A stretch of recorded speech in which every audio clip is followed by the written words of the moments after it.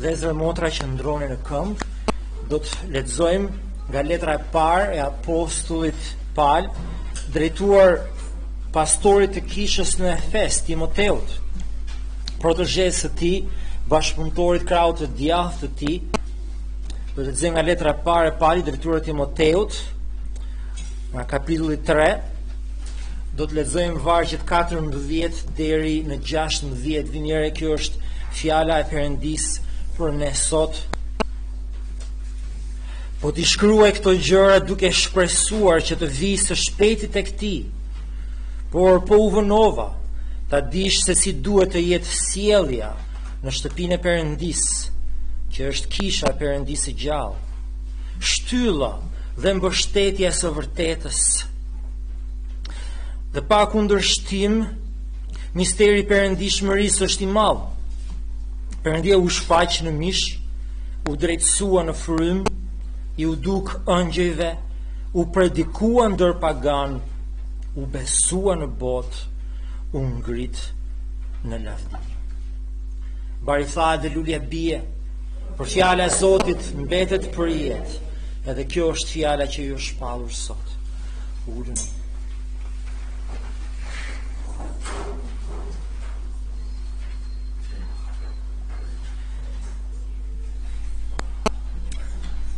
Ishte viti 1666,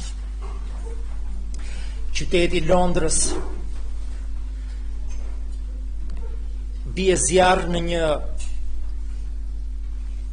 fabrik të vogël buke, e cila digjet plotësisht.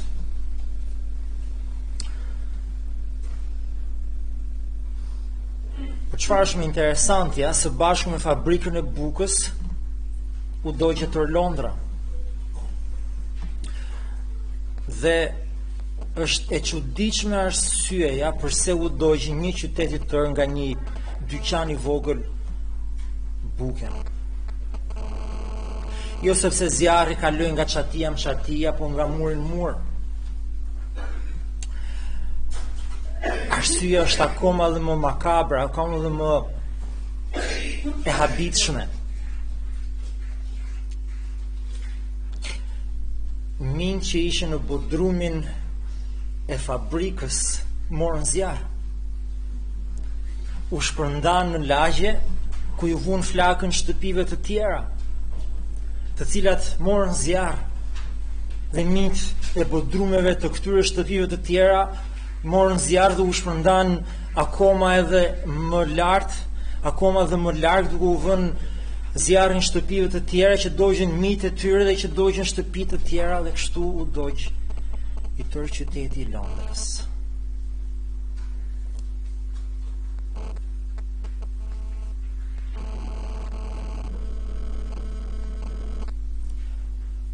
Atë që nuk e bëri në fakt Gjermani në luftën e dytë botërore, bën disa minj të parëndësishëm për qytetin e Londrës. Dhe kjo të kujton se sa e brisht është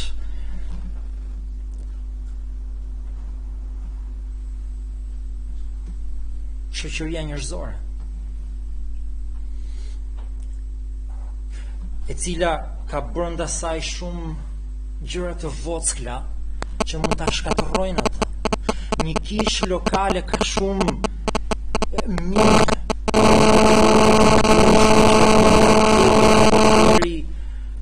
në rënjë. Xhelozia, thashëtheni, akuzat, mosmirënjohja,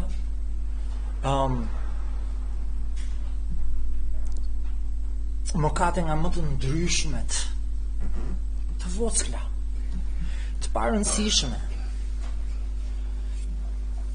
në dukje, mund të shkatërrojnë një komunitet të tërë. Kjo është çfarë ne lexojmë mbi historinë e kishës në Korint. Kjo është çfarë lexojmë mbi historinë e kishave të tjera, gjëra të vockla në dukje të parëndësishme për sytë e njerëzve, mund shkatërrojnë një kishë lokale. Ndaj edhe Pali thot Filipianëve, kini pat mendje që kishte Krishti Jezus, konsideroni tjetrin më të madh, më të rëndësishëm se vetja, apo thot përsëri tek letrat e tjera të tij, nënshtrojuni njëri tjetrit. Dhe zëmotra, ky është mesazhi i fundit i kësaj serie që kemi qenë për 12 javë. Kjo është java e 12. Kjo seri quhej Jeta në Kish dhe kishte për qëllim që të na hapte pak më shumë syt për natyrën e Kishës, nga vjen ajo, burimin e saj, natyrën e saj, karakteristikat e saj, familja e Perëndis, populli i Perëndis. Mbi funksionin e Kishës, pleq, diakon, nata lutjes, domosdoshmëria e predikimit fjalës, e adhurimit, privilegjet dhe detyrat e të krishterët në Kish. Ishte qëllimi im që ne si populli i Perëndis të dimë se si të jetojmë si trupi i Kishës, si fëmijët e Atit qiellor. Qëllimi i këtij studimi ishte që ne të binim në dashuri me Kishën përsëri. E nëse jeni ende në dashuri me Kishën, të bishim në dashuri me Kishën akoma edhe më shumë. Edhe ky është edhe ai qëllimi kryesor i këtij mesazhi për mbyllës. Le të biem përsëri në dashuri me Kishën e Krishtit, në bashkësinë lokale me popullin e Perëndis. Për vëllezër e motra, i vetmi motiv që ne mund të kemi, një motiv që na mban deri në fund, një motiv i besueshëm për shërbesën dhe dashurinë e Kishës lokale, është një dëshirë pa ngopur për të parë lavdinë e Perëndis të shpalosur në Kishën lokale. Problemi është që jo në Kishën tonë, por gjitha në Kishën përgjithësi, në gjithë botën. Dhe këtë e them nga përvoja. Vizioni i popullit Perëndis për Kishën lokale nuk është ai që duhet të jetë. Nuk po flas për ne, po flas për gjithë krishtërimin kudo në mbar botës. Të paktën janë përgjithësi ato të krishterë që kanë atë vlerësimin e dur për rëndësinë e Kishës lokale, e aq më të paktën janë ata që kanë atë zell për atë rolin thelbësor të Kishës, për shërbesën e Kishës, për bekimin e Kishës dhe të anëtarëve të saj. Edhe si rrjedhim ne duhet që her pas here ta riorientojmë atë vizionin tonë me anë të fjalës Perëndisë, të shikojmë gjërat siç i shikon Perëndia. Dhe ky është qëllimi i këtij mesazhi. Në fakt ky mesazh ka një qëllim të dytë, sepse seria e kaluar vazhdon një farë mënyrë në një mini seri të tjetër për 3-4 javë, ku ne do të flasim për gruan, për gruan në sytë e Perëndis, me qëllim që të kombinonte së bashku me rifillimin e shërbesës së grave këtu në Kish, si e shikon, është funksioni i gruas jo thjesht në familje, por në bashkësinë gjithë së bashku. A ka rol gruaja në Kish, apo thjesht duhet qëndrojë aty me duart kryqëzuar edhe me gojë të mbyllur? Perëndia i ka dhënë një vlerë tepër të madhe gruas, shumë më të madhe nga që ja ka dhënë ndonjë fe pagane, ndonjë fe, ndonjë sistem tjetër mendimi, besimi, apo edhe bota sekulare dhe ateiste. Pika më e lartë i respektit të gruas është ajo që Krishti i ka dhënë gruas, edhe kjo do të jetë tema në atë 3-4 javët e ardhshme. Por gruaja shërben kontekstin e Kishës dhe ne do të kthehemi përsëri tek të biem në dashuri me Kishën, pasi për ata të dy që trajnohen për shërbes si presbiter, si pleq, nuk do të mund të shërbejnë dot nëse nuk e duan Perëndin dhe Kishën lokale. Ne të tjerë nuk do të jemi dot në gjendje që ta adhurojmë së bashku nëse duke duam Perëndin edhe Kishën lokale. Është çështje zemre, është çështje mëkati. Tani shumë deklarojnë në krishtërim se duan Krishtin, por nuk duan Kishën e tij, dhe kjo është absurde. Sepse vetë Zoti Jezus ka thënë tek Gjoni 15:12, ky është urdhërimi im, që ta doni njëri tjetrin ashtu siç unë ju kam dashur ju. Krishti don Kishën, ne duhet duam Kishën, ne duhet duam njëri tjetrin. Shumë deklarojnë Kishën e Krishtit, se duan Kishën e Krishtit, por jo të krishterët bënda se, sepse ata janë mëkatar. Por çfarë thot Pietri Tek 1 Pjetrit 4:8 ai thotë dhe të kemi para të gjithash një dashuri të fortë për njëri tjetrin, sepse dashuria do të mbulojë një shumicë mëkatesh. Shikoje tjetrin me dashuri. Shikoje tjetrin me dashuri. Shikoje tjetrin me përulje. Shikoje tjetrin me hir dhe mëshirë, me dishepullëzim, me fjalë inkurajimi, apo edhe qortimi. Kjo është dashuria. Nuk është të braktisësh kishën dhe të thuash këta krishterët s'bëjnë dhe rrjedhimisht I kthejnë krahët kishës, duke harruar që ai që nuk ka kishën për në nuk ka Perëndin për babë. Pali shkruaj tek Efezianëve 4:2 që ne duhet të relatojmë me njëri tjetrin, thot ai, me gjithë përulësinë, zemërbutësinë, me zemërgjerësi, duke duruar njëri tjetrin në dashuri. E kundra e kësaj është të kesh në një kishë lokale një turm minsh që po I vën zjarrin kishës. Si bëhet kjo gjë? Kjo gjë bëhet duke e parë njëri tjetrin përmes syve Perëndis. Kjo gjë bëhet duke e parë njëri tjetrin siç Perëndia të shikon ty. Unë duhet ju shikoj ju siç ju shikon Perëndia. Jo siç jeni, apo siç më dukeni mua. Me të drejtë. Letra e parë Pali drejtuar Timoteut. Timoteut ishte pastori I kishës në Efes, Pali ishte në burg në Rom. Timoteut ishte I ri, ndoshta mosha ime. Dhe Pali shkruan këtë letër për t'i thënë si bëhet kisha, si ndërtohet një kishë, si organizohet një kishë, si drejtohet një kishë. Kështu që në mënyrë më direkte është për ata dy burra që presin të shugurohen dhe janë për trajnim, është në fakt për gjithë burrat e kishës që do të jenë në shërbim më vonë, por kjo letër nuk u drejtohet në pastorë, por edhe pjesës tjetër të kishës, pasi parimet për pleqët e kishës janë të njëjta në mënyrë se si ne duhet të relatojmë me njëri tjetrin edhe për besimtarët e tjerë. Te kapitulli 3, Pali në ato 5 vargjet e para e jep karakteristikat e plakut kishës dhe detyrat e plakut kishës dhe pastaj thot, një sekond, si do t'i bëjnë këto detyra?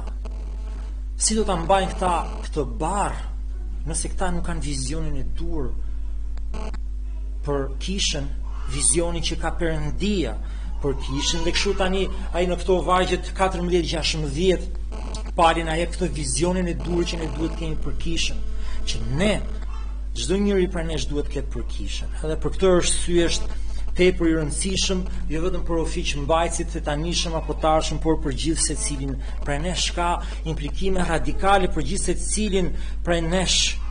Ka implikime radikale për zemrat tona që duhet shorohen duke I parë gjërat nga këndvështrimi I Perëndis. Ka implikime radikale se si ne relatojmë me njëri tjetrin. 3 pika kryesore kam për sot që I kemi edhe në buletin. Spari, vëllezër dhe motra, duhet që të shikojmë nga vargu 14 dhe 15 se si Bibla është standardi që na drejton se si duhet ta duam kishën. Çfarë thotë vargu 14-15? Pali shkroi, po t'i shkruaj këto gjëra duke shpresuar që të vi së shpejti tek ti, por po u vënova të dish se si duhet të jetë sjellja në shtëpinë e Perëndis. Po shkruaj letrën e parë drejtuar Timoteut, letrën e dytë drejtuar Timoteut, letrën e Pali drejtuar Titit që ishte një pastor tjetër I ri në Kretë të Greqisë, në të njëjtën kohë se si duhet të jetë sjellja dhe qëndrimet me njëri tjetrin në shtëpinë e Perëndis. Apostulli Pali shkroi këtë letër I shtyrë nga fryma e shenjtë,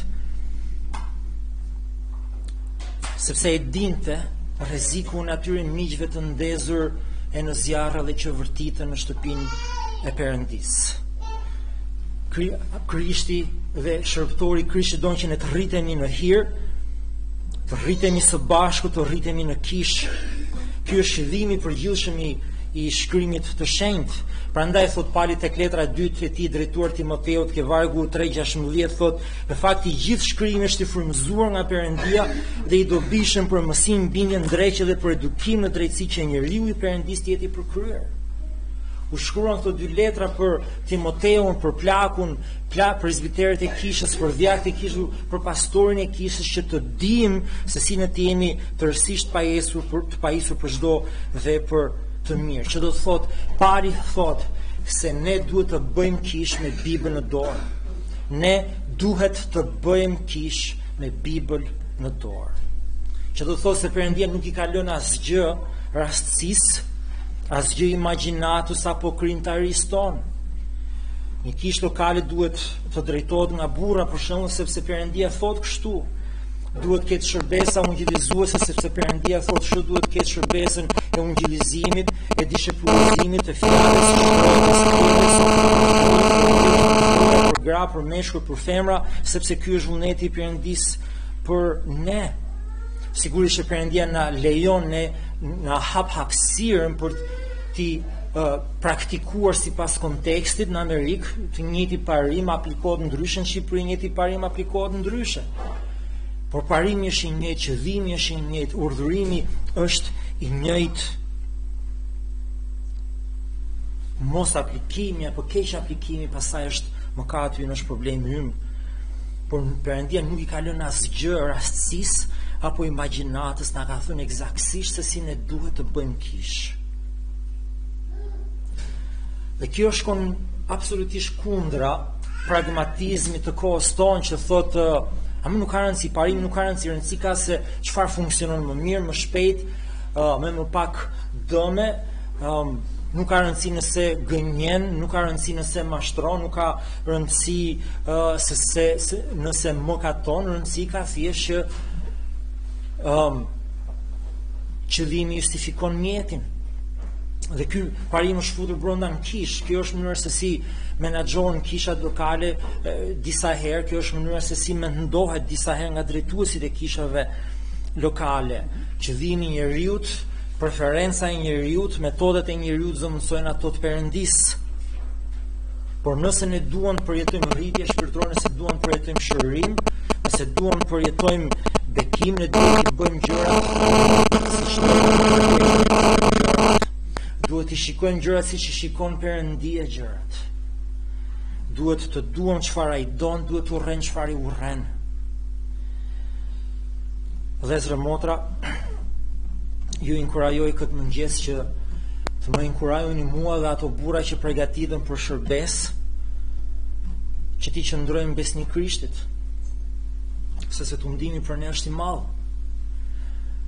Është e zakonshme që një grup të madh, ku gjithë secili ka mendjen e tij të ndohesh, që të ecësh si në përvezë, me qëllim që të mos thyesh asnjërin prej tyre, me qëllim që të mos prishësh qejf, me qëllim që të mos shkelësh askujt në këmbë.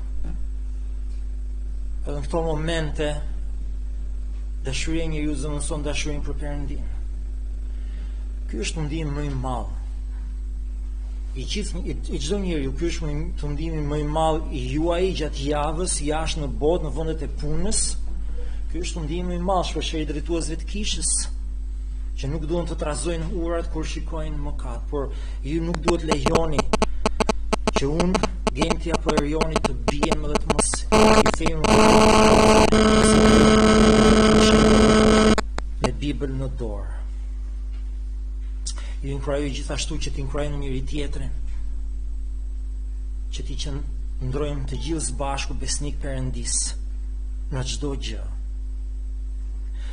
Vëllezër, së dyti shikojmë që pali na rendit në këto 3-4 vargje, a gjithashtu dhe cilësit vlerësuese që ne duhet na motivojnë që ta duam kishën e Krishtit dhe t'i shërbejmë asaj. Tek vargu 15 lexojmë që pali thotë se në shtëpinë e Perëndisë, që është kisha e Perëndisë së gjallë, shtylla dhe mbështetja e së vërtetës.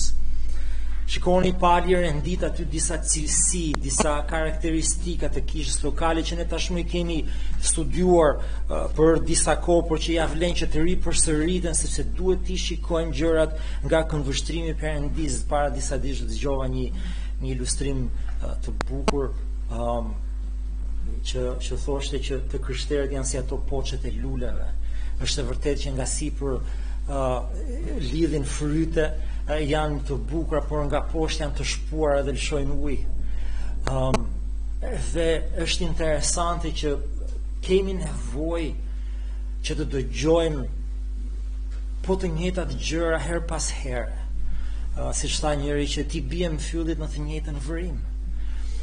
Të përsërisim po ato elemente bazë dhe themelore të besimit të krishterë. I kemi thënë këto gjëra brenda këtyre 12 javëve të kaluara, do t'i them përsëri edhe sot. Duhet jemi të qartë mbi mënyrën se si Perëndia na shikon ne, gjithë secilin prej nesh dhe të gjithë ne së bashku. Sepse kështu duhet ta shikojmë në njëri tjetrin edhe kishën tonë. Dhe aty Pali thot 3 gjëra që kisha lokale, dhe vini re që këto janë vargje që i referohen kishës universale, jo kishës mbar botërore, por praktikisht një kishe lokale, një bashkësie lokale. Pali po i flet Timoteut se si duhet ta shikoj kishën e tij, ku ai është pastor kishën lokale në qytetin e Efesit, dhe kjo është se si ne duhet ta shikojmë këtë bashkësi lokale këtu në këtë lagje. Pali thot 3 gjëra, që kisha është shtëpia e Perëndis, një, së dyti është bashkësia e Perëndis, dhe së treti që është shtylla dhe mbështetja e të vërtetësve të shikojmë ato në radhë. Është interesante së pari që Pali thot që kisha lokale, bashkësia lokale, shtëpia e Perëndis. Pali është apostulli që përdor më shumë terma ndërtimore për popullin e Perëndis se sa çdo apostull tjetër. Tek Efezianëve 2:19 Pali thotë që kisha është shtëpia e Perëndis dhe familja e Perëndis. Tek Efezianëve 2:21 e quajnë kishën një tempull i shenjtë në Zotin. Tek Efezianëve 2:22 thotë një banesë e Perëndis në frym. Tek Efezianëve, tek Hebrejve 12:22 thotë qyteti i Perëndis së gjallë. Përsëri e quajnë Jeruzalemi qiellor. Tek 1 Korintasve 3:9 bashkësia lokale quhet ndërtesa e Perëndis. Në dhjetën e vjetër profeti Zakaria e quan kishën popullin e Perëndis qyteti i shenjtë. Psalmi 114:2 e quan shenjtëroria e Perëndis. Dhe zëmoda që këtu janë terma të lavdishëm për kishën. Janë terma të jashtëzakonshëm. Janë terma që asnjëri prej nesh nuk do t'i kishte përdorur për të përshkruar bashkësinë tonë këtu.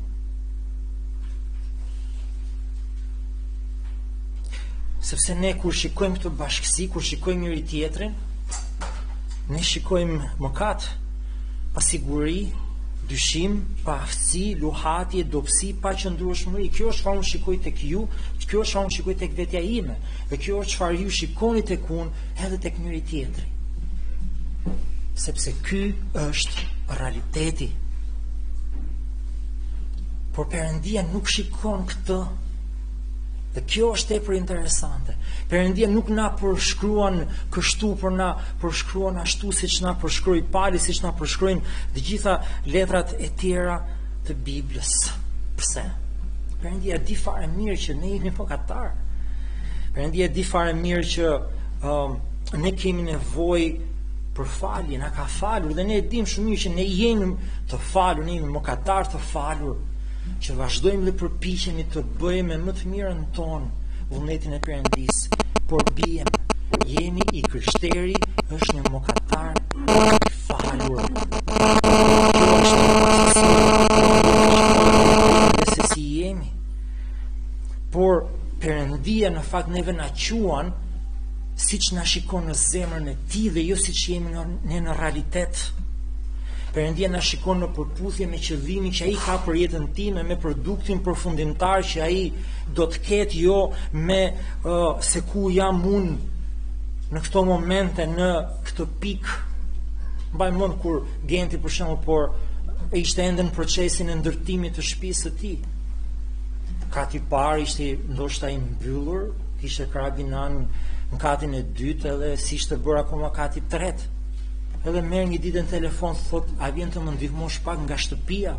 Dhe kur ti shkon atje, ti gjen një pirg me tulla dhe me llaç, dhe thua, po shtëpia ku është? Por Genti e tha, eja më ndihmo tek shtëpia. Sepse Genti nuk shikon te në atë kohë një pirg tullash edhe llaçi. Shikonte qëllimin që ai kishte në zemër. Çfarë ishte ajo pirg tullash dhe llaçi në zemrën e tij, në qëllimin e tij, në planin e tij. Dhe kjo është se si Perëndia na shikon ne. Shtëpia e Perëndis është e themeluar në Krishtin, është një karabinaj ngritur lart, por është e pa përfunduar, është e pa përsosur, por në zemrën e tij, në zemrën e Perëndis është e tillë, e përfunduar, e përsosur. Shumë interesante kur krijon atë kontrastin, kur vën re kontrastin se si vazhdon dhe e quan apostullit kishën e Perëndis. Vargu i dytë apo i tretë tek letra e parë drejtuar Korintasve. Thot, të shenjtëruarve në Krishtin Jezus, të thirrur shenjtor. Seriozisht? Besimtarët në Korint ishin shenjtor? Seriozisht? Besimtarët në Korint ishin të shenjtëruar në Krishtin Jezus? E dini për çfarë mëkatesh bëhet fjalë në kishën e Korintit? Bëhet fjalë për incest. Bëhet fjalë për gjëra të rënda. Nuk bëhet fjalë për gënjeshtra të vogla. Bëhet fjalë për hidhësi, për luftë, për përçarje, për grindje të jashtëzakonshme. Unë jam i njërit, unë jam i tjetrit, unë jam i Pjetrit, unë jam i Palit, unë jam i pastër, ti je asgjë sepse je i varfër. Bëhet fjalë për racizëm, për pabarazi sociale të fortë, për shtypjet njëri tjetrit, bëhet fjalë për mëkate të tmerrshme, të cilat asnjëri prej nesh nuk do t'i pranonte këtu në këtë kishë në ditën e sotme. Dhe këta pali i quan të shenjtëruarve në Krishtin Jezus, të thirrur shenjtor. Të thirrur shenjtor. Dhe shpreh dashurinë për ta pali. U thot ta duan njëri tjetrin, u kujton Krishtin e ringjallur. Te Kolosianëve 1:2 pali thot shenjtorëve dhe vëllezërve besimtar në Krishtin që janë në Kolos. Kush shenjtor? Ku janë këta shenjtor në Kolos? Filipianëve pali u shkroi shenjtorëve në Jezu Krishtin në Filipi. Dhe bëhet fjalë për besimtarët e thjeshtë si puna jon. Juda shkruan në letrën e tij të thirrurve që u shenjtëruan në Perëndin Atin. Ky është statusi ynë në Krishtin, jemi të thirrur shenjtor. Në Krishtin jemi shenjtor. Por në realitet ne mëkatojmë e jemi mëkatar. Kjo është mënyra se si Perëndia na quan, sepse kjo është mënyra se si Perëndia na konsideron, sepse ky është statusi ynë me Perëndin, ky është qëllimi final i Perëndis për gjithë secilin prej nesh. Që do të thotë për gjithë secilin prej nesh aty ku jemi ulur. Mos mendo për atë që ke para mbrapa apo për atë që ke në krah. Tani thjesht mendo për veten tënde, përgjigjen e këtyre pyetjeve në zemrën tënde. A i shikoj unë besimtarët e tjerë si që shikon Perëndia? A u drejtojmë unë atyre me të njëjtat fjalë, me të njëjtin qëndrim?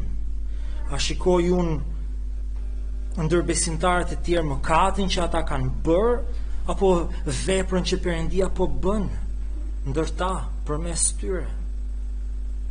Apo fokusohem unë tek këta që kanë para mbrapa e përbrit tek ajo drejtësi që nuk e kanë, apo tek ajo shenjtëri që kanë tashmë nga Perëndia? Apo fokusohem unë tek dobësia e të tjerëve, apo tek forca e Perëndis? Apo fokusohem unë tek pabesia e këtyre që kanë përbri, apo tek sinqeria e Perëndis? Apo lejoj unë zemrën time që të ngurtësohet nga mëkati i tyre?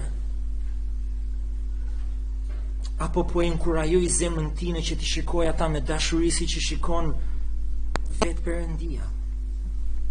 Me fjalë të tjera, apo fokusohem tek njeriu apo tek Perëndia, apo meditoj mbi mëkatin apo mbi dashurinë. Apo I shikoj besimtarët e tjerë me sytë e mi apo me sytë e Perëndis. Sepse vëllezër e motra, kur filloj dhe shikoj besimtarët e tjerë me sytë e mi, kjo kisha do të jetë e mbushur plot me një që digjen. Edhe që djegin një kishë lokale. Si që janë djegur edhe shumë me shumë kisha të tjera lokale. Apo mësoj nga Bibla se si duhet të sillen në kishën e Perëndis, në familjen e Perëndis, me liri dhe në shenjtëri. Dhe Pali thot tek po njëti varg që kisha është kisha e Perëndisë së gjallë. Kjo vjen nga fjala vjetër, fjala kish, në greqisht është eklesia, apo eklesia, dhe që përkthen një fjalë nga hebraishtja, që përkthet asamble, grumbullim, bashkim, bashkësia, asambleja, bashkimi I popullit të Perëndis. Pra Pali po thot që ju, ne të gjithë së bashku, jemi asambleja, bashkimi besimtarëve që Perëndia na ka mbledhur për veten e Tij. Vini re, na ka mbledhur Perëndia për veten e Tij. Nuk kemi mbledhur ne për rreth njëri tjetrit. Nuk kemi mbledhur ne për rreth Bertit, apo Xhenit, apo Manjolës, apo Redit, apo Bardhës. Jemi mbledhur rreth Perëndis. Na ka mbledhur Perëndia dhe asnjëri tjetër. Krishti tha tek Timoteut 18:20, kudo që 2 a 3 do të jenë të bashkuar në emrin tim, unë do të jem në mesin e tyre. Është Krishti në mesin tonë. Kur ne mbledhim në emrin e Krishtit në fuqinë e frymës Perëndis, në përputhje me fjalën e Perëndis, Perëndia është në mesin tonë dhe ne jemi të grumbulluar përreth Tij. Kjo ishte çfarë ndodhi në çadrën e asamblesë në dhjetën e vjetër, siç e quhen Bibla. Kjo ishte çfarë ndodhi në tabernakull, kjo ishte çfarë ndodhi në tempullin e Jeruzalemit. Kjo është çfarë ndodh çdo ditë diele në bashkësinë lokale. Së treti Pali thotë që kisha është shtylla dhe mbështetja e zvërtetës. Çfarë do thotë kjo? Kjo do thotë se kisha është instrumenti I Perëndis për mbrojtjen e Ungjillit, për shpërndarjen e Ungjillit, për dishepullizimin e besimtarëve. Kishës I është besuar doktrina, kishës I është besuar Bibla, kishës I është besuar shërbesa e ungjillizimit dhe dishepullizimit. Dhe këtë Krishti e bëri kur tha siç lexojmë tek Mateut 18:19-20, shkoni pra bëni dishepuj në të gjitha kombët duke pakzuar në emrin e Atit, Birit dhe Frymës së Shenjtë. Bëni dishepuj duke pakzuar. Ku pakzojmë? Pakzojmë në kishën lokale. Ku bëhen dishepujt? Bëhen dishepujt në kishën lokale. Si bëhen dishepujt? Duke mbajtur gjithçka që ju kam urdhëruar. Kjo është çfarë do ndodhi në kishën lokale. Kjo është çfarë duhet ndodhi në kishën lokale. Dishepullizimi I fëmijëve tanë. Dishepullizimi I të rriturve. Dishepullizimi I të rinjve. Prandaj kisha ka shkollën e sdielës, takimin e grave, duhet të ketë takim burrës, kemi takimin e lutjes, kemi këtë kohën e shenjtë të adhurimit të Perëndis, me qëllim që e vërteta e Perëndis komunikohet nga gjenerata në gjenerat, përçohet nga gjenerata në gjenerat. Por kjo kur Pali thotë që kisha është shtylla dhe mbështetja e të vërtetës, do të thotë që kisha nuk mund të kapitullojë ndaj botës. Kisha nuk bën çfarë I thot bota, por çfarë I thot Perëndia. Tek Romakëve 12:2 Pali thot, mos u konformoni me këtë botë, mos u bëni si kjo botë pra.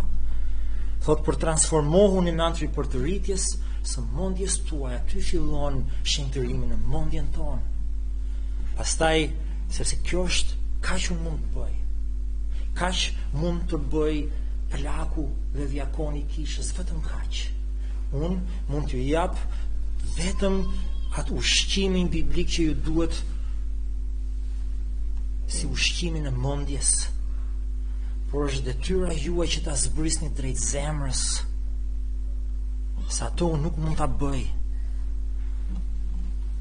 Unë kam vetëm veshët tuaj, por nuk kam zemrën tuaj. Atë e keni ju në dorë.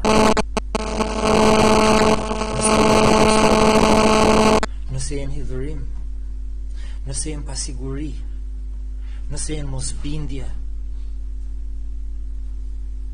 unë mund të të ndihmoj, Genti i Erioni mund të të ndihmojnë shumë më mirë se unë, se çfarë duhet bësh, por je ti ai që duhet ta bësh. Je ti ai që duhet dalësh nga bataku i mëkatit, edhe të bësh perëndishmërinë. Nuk mund të nxjerr unë ty dot nga dëshpërimi jot, nga depresioni jot. Bëj shenjtërinë dhe Perëndia do të ndihmoj. Perëndia do të bëjë që kur ti e ke vendosur që të dalësh nga mëkati, ta luftosh mëkatin, Perëndia ti jep frymën e shenjtë. Sepse jeta e krishterë nuk bëhet me forcat tona. Asgjë në jetën e krishterë nuk bëhet me forcat tona. Perëndia jep fuqinë e frymës që ne ta çojmë, ta synojmë shenjtërinë tonë për veten tonë. Perëndia nuk na ka lënë vetëm, as për mendjen tonë, as për zemrën tonë. Por tani që ne duhet të dëshirojmë ta bëjmë vërtetën. Edhe Perëndia neve na mbart në krahët e Tij. Vëllezër, për gjitha këto gjëra, që ne ti bëjmë gjitha këto gjëra, ka një element tepër të rëndësishëm që ne duhet ta kemi përpara syve. Nuk është njëri tjetër, nuk është nevoja jonë, nevoja e kishës lokale, sa do e madhe apo e vogël tjetër ajo. Nuk ka rëndësi se sa e madhe është nevoja e kishës lokale për një gjë për një gjë tjetër. Çfarë ka rëndësi është Krishti? Që ne ti mbajmë sytë e fiksuar te Krishti.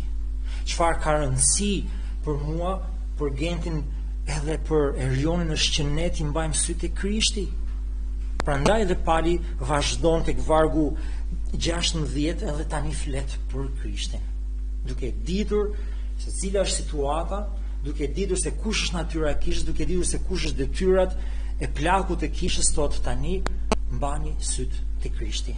Tek vargu 16 Pali thot misteri i perëndishmërisë është i madh. Perëndia u shfaq në mish, u drejtësua në frym, i u duk angjëve, u predikua ndër pagan, u besua në botë, u ngrit në lavdi. Për çfarë po flet Pali këtu?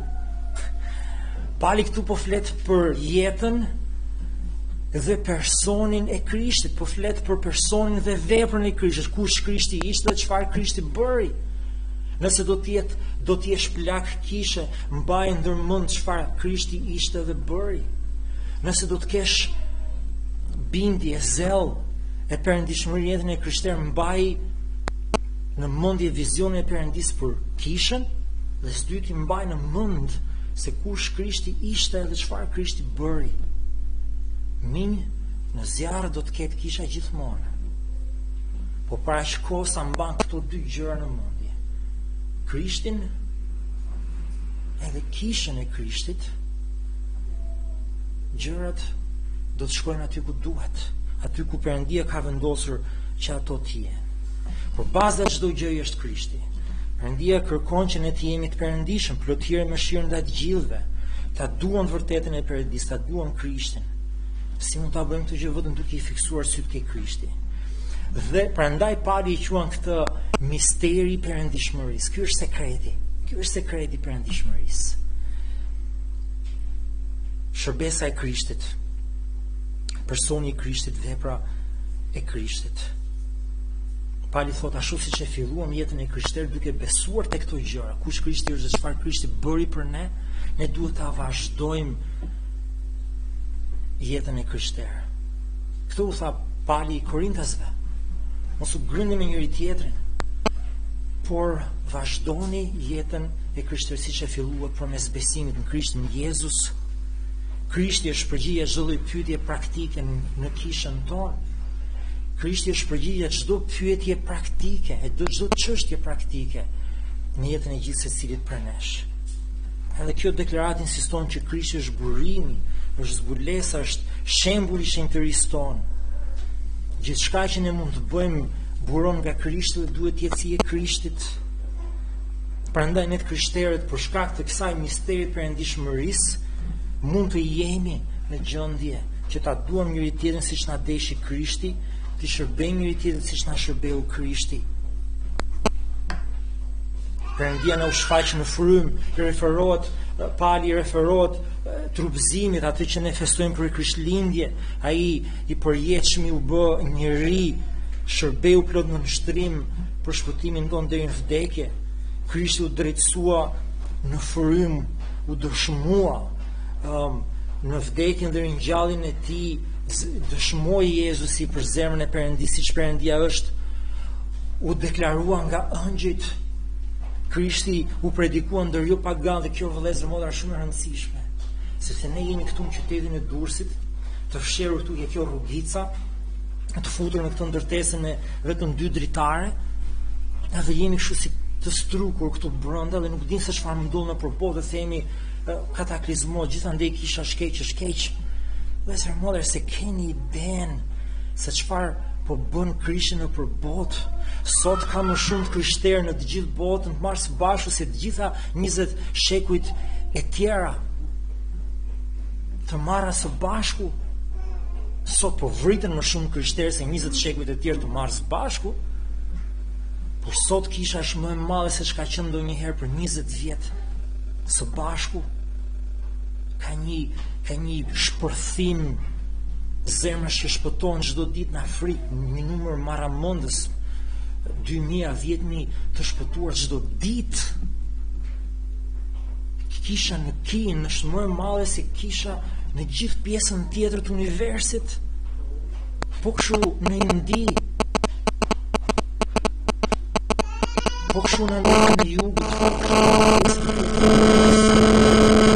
shikojmë se çfarë po ndodh, se nuk dëgjojmë, se nuk na tregon njëri se çfarë ndodh në Kinë është sekret.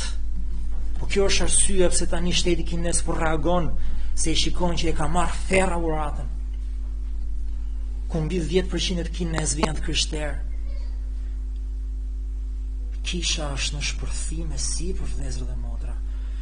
Dhe ka qenë gjithnjë. Prandaj edhe Pali thotë u predikua në pagan, u besua në botë. Pse? Sepse Krishti pat premtuar dhe mban premtimin e tij. Unë do ta ndërtoj kishën time dhe dyert e ferrit nuk do ta mundin dot ata. Pse më kujton këto gjëra Pali përsëri? Sepse duhet t'i mbajmë syt te Krishti. Me qëllim që ne të vazhdojmë dhe të bëjmë vullnetin e Krishtit për jetën tonë. Kjo është çfarë unë duhet të kem parasysh. Kjo është çfarë Genti dhe Erioni duhet të kem parasysh. Kjo është çfarë gjithë secili prej nesh duhet të ketë parasysh. Se është e lehtë të rëndohesh, të depresionohesh, të acarohesh, të biesh. Kur shikon që një pjesë e grave merr me thashë themen kish, kur burrat merr me thashë themen kish. Kur ka si ka mbrapa shpirtit. Pickime, kur ka gërritje, kur dalin kthetrat, kur ka mëkat. Është e thjeshtë të biesh, është e thjeshtë që të hidhurohesh në zemër dhe t'i bish në kryq kishës dhe të krishterëve duke thënë ja mëkati tyre, dhe të largosh nga kisha. Por duhet të mos fokusohemi tek mëkati, por tek shenjtëria që Perëndia ka për ne. Duhet kujdesemi për zemrat tona. Duhet ta shikojmë kishën lokale me sytë e Perëndisë, ta shikojmë njëri tjetrin me sytë e Perëndisë. Duhet të dallojmë dorën e Perëndisë në jetën e gjithë secilit prej nesh. Nëse sa do e rënd të shikosh nga një anë se si janë gjërat, unë shikoj nga ana tjetër Klein, shikoj Alejandro, shikoj Megin, shikoj Sarën, shikoj Silvestrin, edhe në kurajon. Po, kisha jon ka një të ndezur që vërtiten. Mëkati ynë, i imi, i joti. Por le të shikojmë dorën e Perëndisë në jetën e njëri tjetrit. Le ta shikojmë këtë bashkësi siç na shikon Perëndia. Le ta vlerësojmë këtë bashkësi që kemi siç na vlerëson Perëndia. Le ta bekojmë njëri tjetrin siç na bekon Perëndia. Le të shërbejmë siç na shërben Perëndia. Le të bijem sërish në dashuri me atë që Perëndia dashuron, me këtë kishë lokale, me familjen e Perëndisë tonë. Edhe le ta bëjmë në lutje. O Ati dashur, lutemi këtë mëngjes, që atë që dëgjuam ta fshehim në zemrën tonë, ta praktikojmë në jetën tonë. O Zot, na ndihmo që të mos fokusohemi më tek mëkati ynë e mëkati tjetrit, por tek ty, tek dashuria jote, tek vepra jote në jetën e gjithsesi për ne që ka qenë absolutisht e madhe dhe e pa diskutueshme. O Zot Jezus, mbi të gjitha na ndihmo që jo vetëm ta shikojmë kishën me sytë tu, por ta duam kishën me dashurinë tënde, me dashurinë e Krishtit, e birit tënd, e Zotit ton, në emrin e cilit edhe lutemi. Amen. Amen. Dhe zë modra e qonë në këmbë, të të reagojmë dhe fjallës me himin sa e thellë është dashuria.